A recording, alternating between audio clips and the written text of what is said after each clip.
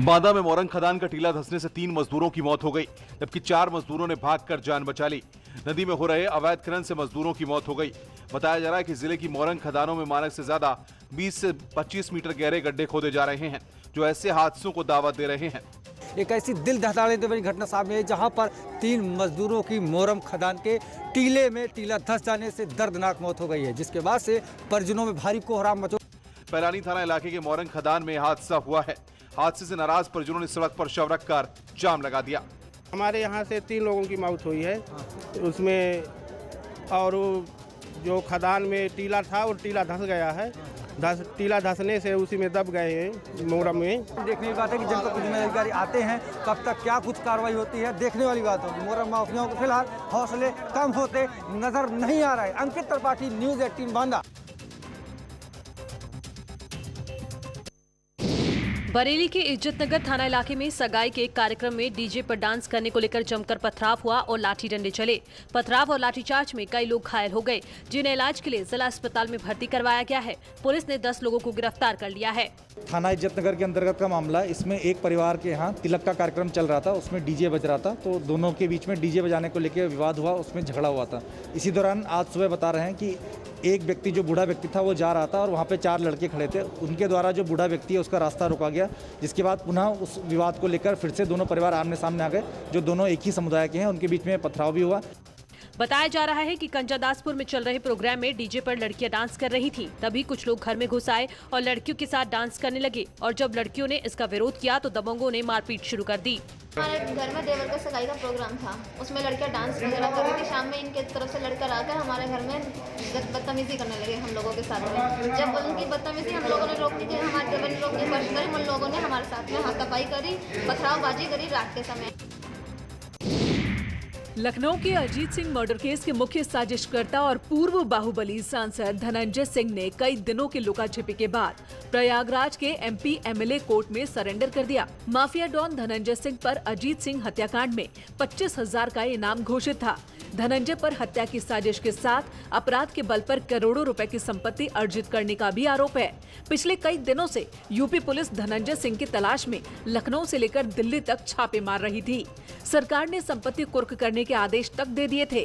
खुद को चौतरफा घिरता देख धनंजय ने कोर्ट में सरेंडर कर दिया। विशेष कोर्ट में इलाहाबाद में समर्पण किया है और समर्पण करके ये जेल जा रहे हैं। वहीं अजीत सिंह मर्डर केस के दूसरे आरोपी शूटर अंकुर ने भी लखनऊ की सीजेएम कोर्ट में सरेंडर किया। ये माना जा रहा है कि बाहुबली धनंजय सिंह को भी खौफ था कि कहीं उनके खिलाफ भी कोई कार्रवाई तो नहीं होगी, कहीं गाड़ी तो नहीं पलटेगी। इसी वजह से शायद माना जा रहा है कि डर की वजह से एमपी एमएलए कोर्ट में एक पुराने मुकदमे में उन्होंने अपनी बेल बॉन्ड जो है कैंसिल कराकर सरेंडर किया है और यहाँ से अब उन्हें जेल भेजा जा रहा है। प्रयागराज में माफिया और बाहुबलियों के खिलाफ प्रशासन का शिकंजा जारी है। भदोही के ज्ञानपुर के बाहुबली विधायक की बिल्डिंग पर प्रशासन ने बुलडोजर चलाया। पीडीए ने विजय मिश्रा के अवैध कॉमर्शियल कॉम्प्लेक्स को गिरा दिया। यह अवैध निर्माण अल्लाहपुर इलाके में कराया गया था। विजय मिश्रा ने इस टावर में अवैध रूप से ऊपर की 2 मंजिलें बनाई हुई थी। हैरानी की बात है कि पुलिस चौकी के पास करोड़ों की अवैध इमारत खड़ी की गई थी। पीडीए से सिर्फ 2 मंजिल का ही नक्शा पास कराया गया था। विजय मिश्रा के करोड़ों के आशियाने को सरकारी अमला पहले ही 5 नवंबर को जमींदोज कर चुका है। नक्शे के अनुरूप कन्वर्ट करके जो नक्शे से अधिक का भाग जो है स्वतः गिरा लेना था, और जो अभी तक इनके द्वारा नहीं किया गया, लगभग 4 महीने से ज़्यादा बीत चुका है। अभी तक उसका 10% काम भी इसमें नहीं किया गया है, और लिहाजा प्राधिकरण द्वारा निर्णय लिया गया है कि इसमें आज कार्रवाई किया जाए और इसके संबंध में इनको प्रधानमंत्री नरेंद्र मोदी को आज एक और बड़े ग्लोबल सम्मान से नवाजा गया। Annual international energy virtual conference में पीएम मोदी को सेरावीक ग्लोबल एनर्जी और एनवायरमेंटल लीडरशिप अवार्ड दिया गया। 1 से 5 मार्च तक चले इस कार्यक्रम को पीएम मोदी ने संबोधित किया। उन्होंने कहा कि वो इस अवार्ड को देश के लोगों को समर्पित करते हैं। उन्होंने कहा कि वो इस पुरस्कार को देश की गौरवशाली परंपरा के लिए समर्पित करते हैं, जिसने उन्हें पर्यावरण की देखभाल के लिए रास्ता दिखाया। किसी भी भाषा में भारतीय साहित्य को आप पढ़ लीजिए, आपको पता चलेगा कि लोगों को प्रकृति के साथ कितना गहरा संबंध रहा है। I am seeing one more very positive change. Waste to wealth is becoming the buzzword in India. Our citizens are coming up with unique recycling models in diverse sectors. This would give a boost to the circular economy. इसके साथ ही PM ने कहा कि महात्मा गांधी के रूप में हमारे पास अब तक के सबसे महान एनवायरमेंट चैंपियन हैं। लखनऊ में मुख्यमंत्री योगी आदित्यनाथ ने यूपी लोक सेवा आयोग के जरिए चयनित उपजिला अधिकारियों को नियुक्ति पत्र बांटे। इस मौके पर उन्होंने कहा कि सत्ता संभालते ही उन्होंने सभी आयोगों और भर्ती बोर्ड से जुड़े अधिकारियों को कहा था कि आप लोगों के काम में हस्तक्षेप कोई नहीं करेगा, इसलिए कभी पारदर्शिता को लेकर शिकायत नहीं मिलनी चाहिए। आपके कार्य में कोई हस्तक्षेप नहीं करेगा और आप इस मामले में किसी की सिफारिश भी नहीं मानेंगे। लेकिन अगर मेरे पास कहीं से शिकायत आई तो याद रखना कि आपके जीवन का वो सबसे बुरा दिन होगा। सीएम योगी ने सभी 97 अधिकारियों की नियुक्ति पर बधाई देते हुए कहा कि आपकी ऊर्जा का इस्तेमाल सूबे को और बेहतर बनाने के लिए लगाएंगे। उन्होंने कहा कि जनता ईमानदार अधिकारियों की तारीफ खुद करती है। योगी बोले, मेरा कर्तव्य ही मेरा धर्म है। यही मेरा राष्ट्र धर्म है और यही मेरा कर्म भी है। अपने कर्तव्यों का ईमानदारी पूर्वक निर्वहन ही मेरा राष्ट्र धर्म होगा। मेरी पूजा पद्धति, मेरी उपासना विधि अलग है, तो मैं अपने घर में करूंगा।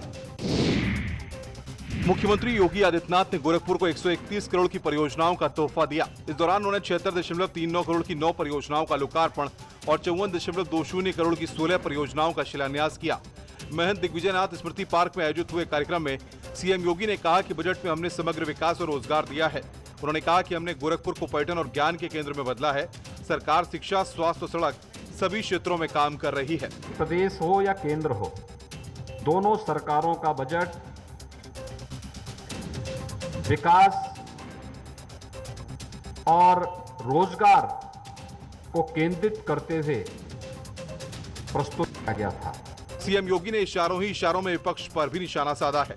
यानी जो कार्य पिछली सरकारों ने जिसे हताशा और निराशा में बदल दिया था, उसे आशा और विकास की एक नई बुलंदियों तक पहुंचाने की जिस संकल्प के साथ मोदी जी ने 2014 में देश की जनता के सामने वायदे किए थे, आज वो मूर्त रूप लेता जा रहा है। अलीगढ़ के टप्पल में समाजवादी पार्टी के अध्यक्ष और पूर्व मुख्यमंत्री अखिलेश यादव ने किसान महापंचायत में बीजेपी सरकार के खिलाफ जमकर भड़ास निकाली। उन्हें किसान नेताओं ने हल देकर सम्मानित किया। अखिलेश ने कहा कि बीजेपी ने किसानों को रोकने के लिए उनसे दुश्मनों जैसा व्यवहार किया। उन्हें दिल्ली पहुंचने से रोका गया। हमारे अन्नदाता उनको रोकने के लिए भारतीय जनता पार्टी ने किया। वो दिल्ली केवल अपनी बात रखने जाना चाहते थे, लेकिन हमारे किसानों को दिल्ली में घुसने नहीं दिया, अपमानित किया और इतना अपमानित किया कि हमारा किसान और मजबूत हो गया। और उसने कहा कि सरकार कुछ भी हमें कहती रहे, लेकिन हम सरकार के लड़ करके दिखाएंगे। वहीं अखिलेश ने कहा कि किसानों की फसल बर्बाद हो रही है, लेकिन सरकार बताए कि कितनी फसल किसानों से खरीदी गई। कोई हिसाब किताब नहीं, मक्का ऐसे ही चली गई और अभी तो खुदाई भी चल रही है आलू की। यहाँ से लेकर के कन्नौज और कानपुर देहात तक, फर्रुखाबाद, ये पूरी आलू की बेल्ट है। अगर सरकार कहीं आलू खरीदती हो तो बता दो हमें। रैली में आरएलडी अयोध्या में श्री राम जन्मभूमि तीर्थ क्षेत्र भरी 8 बिस्वा जमीन खरीदी है। वहां तक श्री राम जन्मभूमि परिसर का विस्तार नहीं होगा, बल्कि राम जन्मभूमि परिसर से सटे फकीरे राम मंदिर को वहां स्थानांतरित किया जाएगा। इसके लिए मंदिर के महंत से ट्रस्ट के कोषाध्यक्ष गोविंद देवगिरी समेत प्रशासनिक अधिकारियों ने बातचीत कर ली है। मंदिर का वास्तु दोष दूर करने के लिए ये फैसला लिया गया है। और रामलला के मंदिर निर्माण में परकोटा के वास्तु दोष को समाप्त करने के लिए, परकोटा वो चीज होती है जिसे जगमोहन कहते हैं, वो जगमोहन फकीर राम मंदिर के प्रांगण में आ रहा है। राम मंदिर ट्रस्ट पास की जमीन लेने के एवज में 4 करोड़ रुपए भी देगा। प्रतिष्ठा और जो मंदिर का आकार, मंदिर की व्यवस्था है, वो उसके हिसाब से जमीन हमको नहीं मिल रही है और ना पैसा दिया जा रहा है। अब ये टेस्ट कितनी ज़बरदस्ती करता है, कितना देते हैं, क्या करते हैं, वो तो उस समय ही पता लगेगा जब वो हमारे क्लियर बात सामने आएगी। अभी तो कोई लिखा पढ़ी की कोई बात हुई नहीं। अयोध्या में हाईवे किनारे बनकर तैयार हुआ नया बस स्टेशन अयोध्या धाम के नाम से जाना जाएगा। परिवहन निगम ने नए बस स्टेशन पर अयोध्या धाम बस स्टेशन का बोर्ड लगा दिया है। हालांकि इस नवनिर्मित बस स्टैंड से बसों का संचालन कब शुरू होगा, इस पर जिम्मेदार अधिकारी कुछ कहने की स्थिति में नहीं है। यूपी रोडवेज के additional regional manager SP Singh ने बताया है कि जैसे ही पर्यटन विभाग परिवहन विभाग को बस स्टैंड हैंडओवर कर देगा, बसों का संचालन शुरू कर दिया जाएगा। हमारा जो नवनिर्मित अंतर्राष्ट्रीय बस अड्डा अयोध्या में बन रहा है, उसका नाम अयोध्या धाम बस स्टेशन है होगा। और अभी वो हमें हैंडओवर नहीं हुआ है, हैंडओवर होने के बाद ही उसमें आगे की कार्रवाई की जाए। न पर्यटन निगम से परिवहन विभाग को हैंडओवर होना है, लेकिन अभी इसमें हैंडओवर की कार्रवाई नहीं हुई। जैसे हैंडओवर होगा हम लोग उसमें शीघ्रता से सारी व्यवस्था कर संचालन शुरू कर देंगे। दो विभागों के बीच झूल रही मुख्यमंत्री की महत्वाकांक्षी परियोजना अंतर्राष्ट्रीय बस स्टैंड निर्माण में अब तक 14 करोड़ रुपए खर्च हो चुके हैं। निर्माण कार्य का समय बढ़ने के साथ ही लागत भी बढ़ गई है। सीएम योगी ने अभ्युदय योजना के तहत गरीब छात्रों को प्रतियोगी परीक्षाओं की निःशुल्क कोचिंग देने का वादा किया था। इसी योजना के तहत कानपुर रेंज के आईजी मोहित अग्रवाल ने नीट की तैयारी कर रहे छात्रों की क्लास ली। मोहित अग्रवाल ने हरकोट बटलर टेक्निकल यूनिवर्सिटी में छात्रों को फिजिक्स पढ़ाई। आईजी साहब ने मेडिकल एंट्रेंस की तैयारी करने वालों को फिजिक्स की बारीकियां सिखाई। उन्होंने कहा कि पुलिस महकमे में कई अधिकारी और उनके कर्मचारी मैथ्स, फिजिक्स या फिर केमिस्ट्री जैसे विषयों में एमएससी और पीएचडी भी हैं। ऐसे लोग बच्चों को गाइड करने में मदद करेंगे। उन्होंने कहा कि अब इस योजना से मेधावी छात्रों का अफसर बनने का सपना साकार हो सकेगा, जो आर्थिक हालत की वजह से मंजिल तक नहीं पहुँच पाते थे। मोहित अग्रवाल ने छात्रों को थर्मोडायनेमिक्स पर लेक्चर दिया और छात्रों के डाउट्स क्लियर किए। सरकार की इस पहल की तारीफ हर तरफ हो रही है।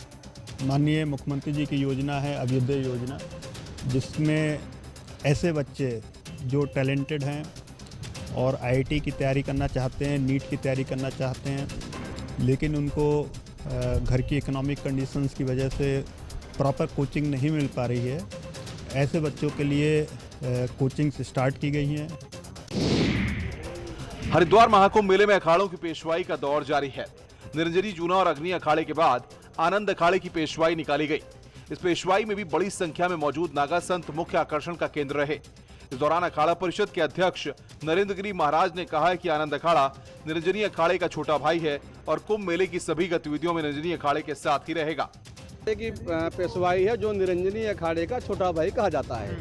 लोगों के भ्रम स्थिति में रहे, इसलिए मैं यहाँ कहना चाहता हूँ कि पेशवाई हमारे इष्ट देव की होती है।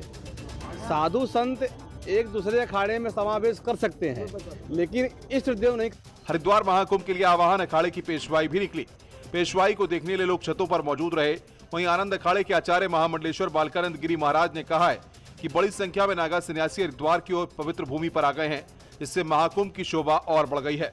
जो हरिद्वार की भूमि पर पूरे समस्त भारत से जो संत महापुरुष, सिद्ध महापुरुष आए हैं, आज उनकी चरण रज पूरे हमारे हरिद्वार के नगर वासियों को आशीर्वाद के रूप में मिलेगी। स्वागत आपका एक बार फिर से खबरों के सबसे तेज विश्लेषण खबर 1 मिनट में। यूपी पुलिस का कच्ची शराब के खिलाफ अभियान जारी है। औरैया में आबकारी विभाग और पुलिस ने पचैया बस्ती में संयुक्त छापेमारी करते हुए घर के अंदर रखी कच्ची शराब बरामद की। पुलिस के मुताबिक यहाँ कुछ महिलाएं घर के अंदर शराब बनाने का अवैध कारोबार करती थीं। आबकारी विभाग ने कार्रवाई करते हुए 700 किलो लहन नष्ट किया है और 30 लीटर कच्ची शराब के साथ एक आरोपी को गिरफ्तार कर लिया। वहीं एसपी अपर्णा गौतम ने कहा है कि कच्ची शराब के कारोबार को सुरक्षा देने वाले पर भी गैंगस्टर एक्ट के तहत कार्रवाई की जाएगी। देखिए, नकेल कसने के लिए वहाँ पर लगातार दबिश जा रही है। जो वहाँ लहन मिलती है उसको लगातार 500 लीटर लहन, 700 लीटर लहन उसको नष्ट किया जा रहा है। साथ ही साथ जो वहाँ पर ऐसे लोग हैं जो इन लोगों को संरक्षण देते हैं और जो शराब माफिया है, उनको भी चिन्हित कर लिया गया है और उन पर भी अब कड़े से कड़े प्रावधान जैसे गैंगस्टर एक्ट है उनके अंतर्गत कार्रवाई पर हम लोगों ने प्रस्तावित की है।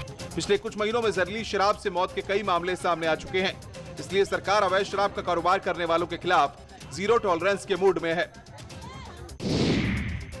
लखनऊ में स्वास्थ्य मंत्री जयप्रताप सिंह ने कोरोना वैक्सीन लगवाई। जयप्रताप सिंह ने कोरोना की पहली डोज ली है। उन्होंने लखनऊ के सिविल अस्पताल जाकर वैक्सीन लगवाई है। उन्होंने कहा कि प्लानिंग के साथ सरकार काम कर रही है, जल्द ही आम लोगों तक वैक्सीन पहुंचेगी। उन्होंने कहा कि कोविड प्रबंधन को लेकर WHO भी योगी सरकार की तारीफ कर चुका है। बड़ा अनुभव हम लोग को मिला है, क्योंकि जिस तरह से व्यवस्था उत्तर प्रदेश में थी और आज भी जो भी हमारे डॉक्टर्स के माध्यम से, डॉक्टर्स और पैरामेडिकल स्टाफ के माध्यम से इन लोग के लगातार 24 घंटा काम करने से और संसाधन की कोई कमी हमारे मुख्यमंत्री के द्वारा न होने देने का, सारे उपकरण, सारा प्रबंधन, integrated control and command centre की व्यवस्था। इस बुलेटिन में इतना ही, लेकिन ब्रेक के बाद भी खबरों का सिलसिला जारी है।